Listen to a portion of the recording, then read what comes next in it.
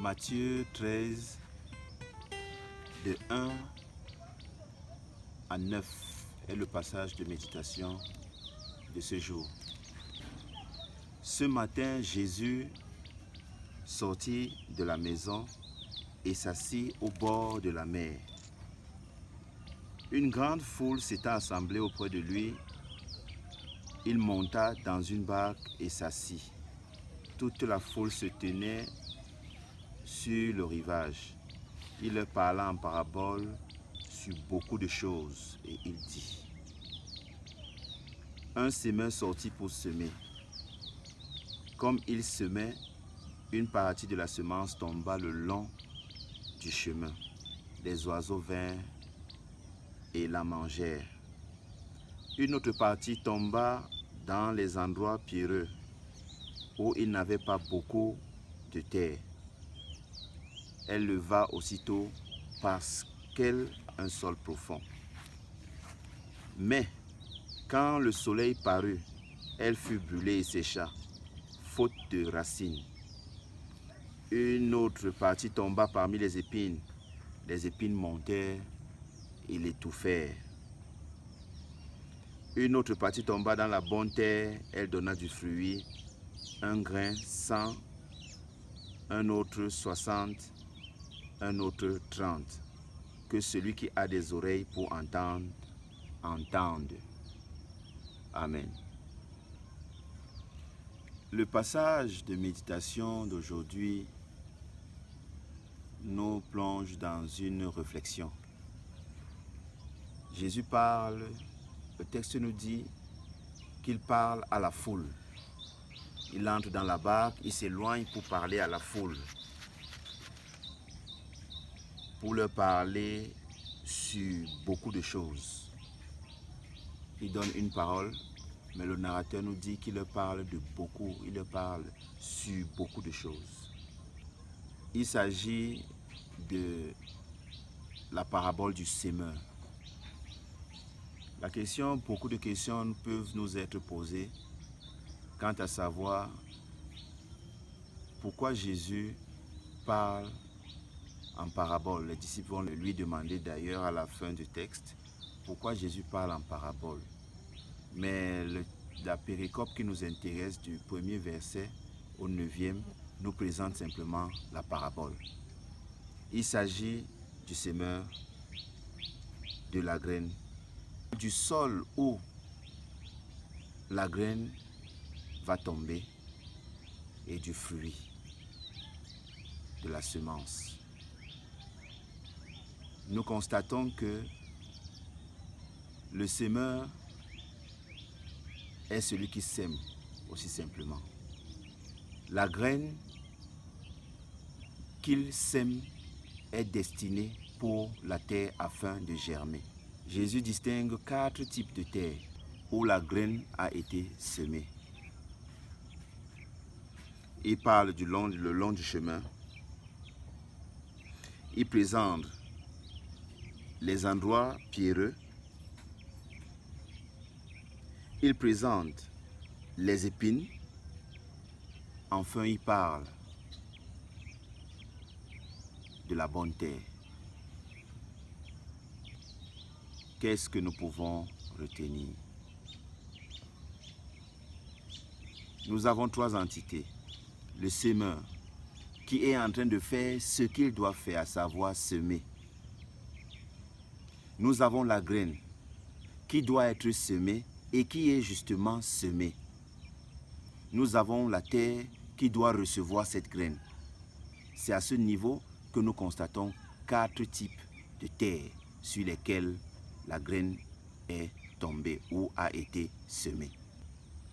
Tout dépend maintenant de comment est-ce que la graine va germer. C'est la qualité du sol où tombe la graine qui déterminera le fruit. Nous voyons que chaque type de terre donne un résultat particulier.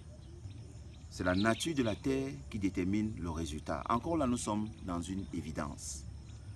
Pour dire quoi? Pour nous aujourd'hui, qui écoutons cette parabole, Jésus veut nous dire que la vie est une évidence. Autrement dit, le soleil, nous dirons toujours que le soleil se lève à l'est et se couchera à l'ouest, selon qu'on soit à un point cardinal précis du globe. Ça, c'est une évidence. Mais qu'est-ce que c'est que le lever du soleil à l'est ou son coucher à l'ouest?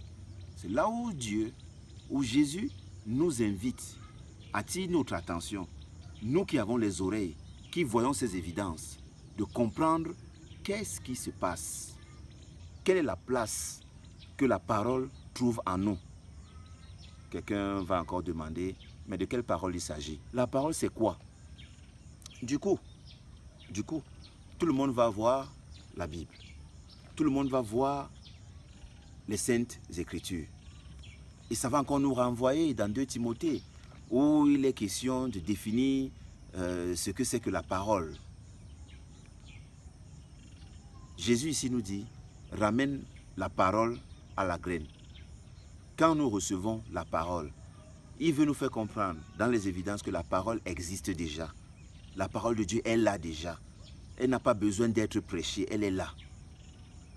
Nous la voyons. Ce n'est pas seulement ce qui est dans ce document, mais la parole de Dieu, c'est toute la création.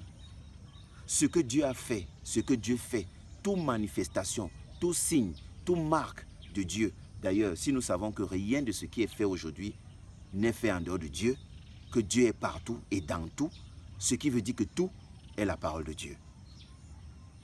En ce moment, certainement, ça pose encore un autre problème de la définition de la Bible comme étant la parole de Dieu. Ça, c'est un autre débat. Nous abordons cela dans d'autres cadres. Mais ce que nous disons, c'est que Jésus nous fait voir que la graine, qui est une évidence, qui est de Dieu, est déjà semée. Aucun être humain ne peut dire qu'il n'a pas encore reçu la parole de Dieu. Aucun être humain ne peut dire qu'il n'a pas encore vu la parole de Dieu ou encore entendu la parole de Dieu. Mais maintenant, la question de savoir quelle est la place de cette parole dans ta vie. C'est là où Jésus dit que celui qui a les oreilles pour entendre, entende. Oui, on a entendu, mais qu'est-ce qu'on a compris? Que celui qui a les oreilles sont là pour entendre, oui. Mais comment entendre? Il s'agit de comprendre ce que c'est que la parabole. La parole de Dieu, elle est là. Dieu qui a créé cette parole est là. Voilà 2 évidences. Mais il est une chose. Qu'en est-il toi qui reçois cette parole? Comment la reçois-tu? Comment l'entends-tu? Selon ce que tu as compris de cette parole, dépendra de l'état de ta vie et de ton cœur. Ce sont des ronces. Cette parole, tu l'as écoutée dans quelles circonstances? Le long du chemin? Cette parole, tu l'as reçue dans quelles circonstances? Ton cœur avait des soucis? Comment l'as-tu reçue? Dans les épines? Comment l'as-tu reçue? Ta vie constitue-t-elle ou constituait-elle une bonne terre? Tu le sauras à partir des fruits que tu produiras. Autrement dit, ta vie est le reflet de ce que tu as entendu et de ce que tu as compris. Jésus veut nous dire, la responsabilité de ce qui t'arrive n'incombe pas à Dieu. Autrement dit, Dieu m'a oublié, Dieu m'a abandonné, c'est l'autre qui m'a causé du tort, c'est l'autre qui m'a fait mal. Dieu nous dit aujourd'hui, Jésus nous dit aujourd'hui,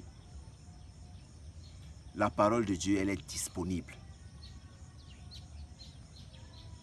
Elle est disponible parce que lui dit, Dieu est disponible, il est prêt. Mais qu'en est-il de toi? Que fais-tu de cette parole que tu reçois tous les jours?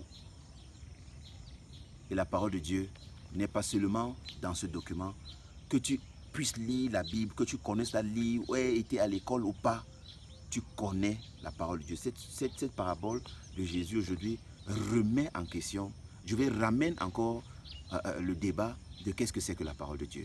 Nous répondons simplement, c'est tout ce que Dieu a fait. Et il nous dit, tout ce que Dieu a fait, tout le monde le connaît. Nous le voyons, chacun le connaît. Mais maintenant, comme tu le connais, autrement dit, tu l'as entendu, tu l'as testé, tu l'as vu, comment tu l'interprètes? Comment tu le comprends? Comment tu le vis? Ce qui importe, c'est comment tu vis l'expérience que tu as avec Dieu. Comment tu vis cette expérience? Il n'est plus question de blâmer qui que ce soit. Une église, une institution, un prêtre, un pasteur, aucune institution n'est à blâmer. Les institutions sont comme elles sont. Il n'y a que tu n'as fait qu'à deux choses. Dieu qui est disponible, c'est lui le semeur.